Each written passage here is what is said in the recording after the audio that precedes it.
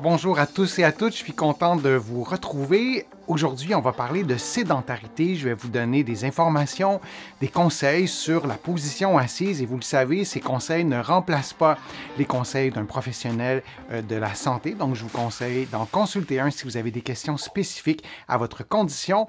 Vous allez trouver beaucoup des sujets, des items qu'on va aborder aujourd'hui dans mon livre Lève-toi et marche. Vous allez le trouver partout au Canada, en librairie et sur le web, et vous allez le trouver aussi de l'autre côté de l'Atlantique. Je vous mets le lien dans la description de la vidéo pour que vous puissiez le trouver facilement. La meilleure posture assise. C'est quoi la meilleure posture assise? Alors répondez à la question, quelle est la meilleure posture assise? Existe-t-elle?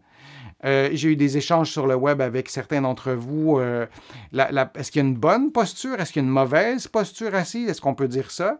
Quelle est la meilleure posture assise? Alors, je vous présente mon point de vue.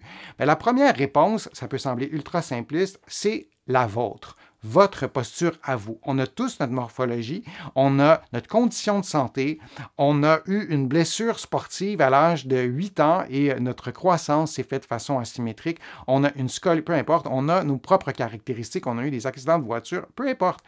Et donc, c'est notre propre posture. Alors, lorsqu'on essaie d'être parfaitement droit, statique, parfois ça ne correspond pas à nos capacités physiques et on génère des tensions en tentant de prendre une posture qui est trop loin de notre propre morphologie. Alors la première bonne posture, c'est la vôtre et il ne faut jamais oublier ça. Et l'autre bonne posture, c'est en position assise toujours, c'est la position non prolongée.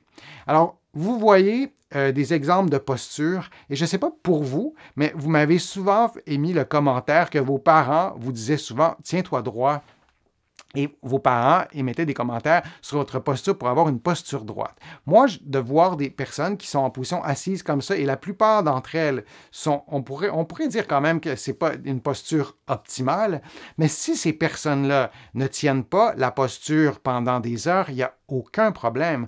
On veut une diversité de postures. Alors, la meilleure posture assise, la meilleure position assise, c'est qu'elle ne soit pas prolongée. Et si elle n'est jamais prolongée, et vous avez une diversité de positions, tout va bien.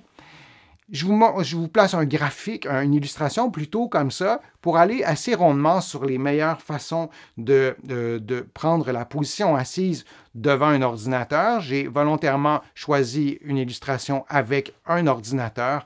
Alors, si vous travaillez sur un portable, vous avez besoin d'un truc pour le surélever. Vous pouvez le fabriquer vous-même. Il y a des trucs sur le marché qui fonctionnent bien.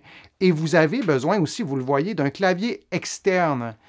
C'est impossible d'avoir une posture assise adéquate si on parle de posture assise prolongée. Si vous travaillez à la maison, par exemple, vous faites du télétravail et vous avez un portable sans clavier externe et qui ne soit pas surélevé. Peut-être que pour vous, ça va bien aller, mais pour votre cou, par exemple, ce ne sera probablement pas l'idéal à long terme. La tête qu'on voit du personnage, elle est un peu inclinée. Moi, j'aurais aimé mieux que la tête soit un peu plus droite, mais on veut que le regard soit horizontal ou légèrement vers le bas, comme vous le voyez. On veut que le bas du dos soit supporté. On ne veut pas avoir le creux du dos, le creux du bas du dos. Si vous placez votre main en ce moment dans le creux, dans le creux du dos, et est-ce que votre dos est supporté? On veut que le dos soit supporté si on est assis longtemps. Si on se lève à chaque 2-3 minutes, on va s'asseoir sur le bout de la chaise et c'est pas grave, tout va bien. Mais on veut que le bas du dos soit supporté. Il y a des gens qui ont une grosse courbure lombaire, il y a des personnes qui n'en ont pas et il y a des personnes pour qui la courbure, elle est inversée. Alors, on veut avoir un bon alignement entre les oreilles, les épaules et le bassin. On veut former une ligne droite. On veut avoir les chevilles à 90 degrés et on veut avoir les genoux aussi à plus ou moins 90 degrés et les cuisses à l'horizontale. Vous voyez tout ça? J'espère que c'est clair pour vous. Alors, c'est la recommandation, c'est ce qui est l'idéal.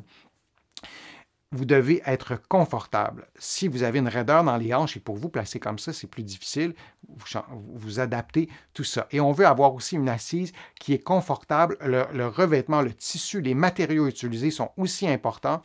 Et si il m'est arrivé d'avoir une chaise de bureau, par exemple, qui me semblait très adéquate, mais qui était au fond pas très bonne qualité et après 1 an ou 2, les matériaux n'étaient plus du tout ce qu'ils étaient lors de l'achat. Alors, je l'ai changé, mais c'est un peu comme un oreiller. Hein. Si les matériaux s'usent, notamment l'assise, notamment le support lombaire, malheureusement, il faut changer tout ça ou il faut ajouter un autre un coussin ou quelque chose comme ça. Mais on doit être vigilant là-dessus. C'est vraiment notre santé qui va payer le prix. Et je le rappelle, hein, je vous l'ai déjà dit, la sédentarité, c'est l'ensemble des comportements dont la dépense énergétique est égale ou inférieure à 1,5 m en position assise ou allongée, excluant le sommeil. Ça inclut donc assis devant un ordinateur et pendant que vous êtes assis devant l'ordinateur, vos muscles sont au repos, mais aussi vos articulations sont au repos. Alors pourquoi on veut avoir une posture comme je vous ai montré? C'est que dans cette posture-là, il y a un peu moins de tension, disons, sur vos articulations que si la tête est très penchée, si le bas du dos n'est pas supporté.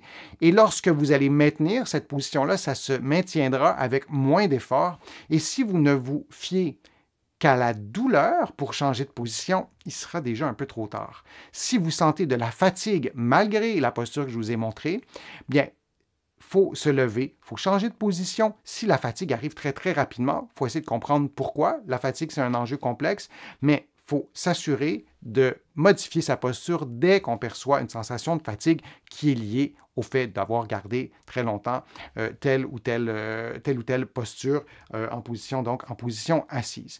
Alors, j'espère que ça vous aidera à trouver peut-être la bonne chaise de travail, de pouvoir avoir cette réflexion aussi et peut-être de miser sur la souplesse, autant la souplesse de votre corps, de retrouver une certaine souplesse, mais aussi sur la souplesse de ces concepts-là. Il ne faut pas être trop rigide, il faut que ça soit adapté à votre propre morphologie. Je vous remercie d'avoir été là. J'espère que les conseils que je vous ai donnés vous ont été profitables, vous ont été utiles. Vous allez trouver beaucoup d'informations sur ma chaîne et sur mon site web, le www.denisfortier.ca. Vous allez aussi trouver beaucoup d'informations dans mes livres que vous allez trouver partout au Canada, en librairie et sur le web. Et vous allez aussi trouver mes livres de l'autre côté de l'Atlantique. Je vais vous mettre le lien dans la description de la vidéo. Sur mon site web, vous allez aussi pouvoir vous abonner gratuitement à des infolettres, à des courriels thématiques. Je suis toujours ravi de lire vos commentaires dans les fils de discussion. Je note toutes vos questions. Ce n'est pas toujours possible pour moi de répondre aux questions individuelles, mais je les note et je m'en sers pour vous produire de nouveaux contenus. Alors, je vous dis à une prochaine fois. À très bientôt.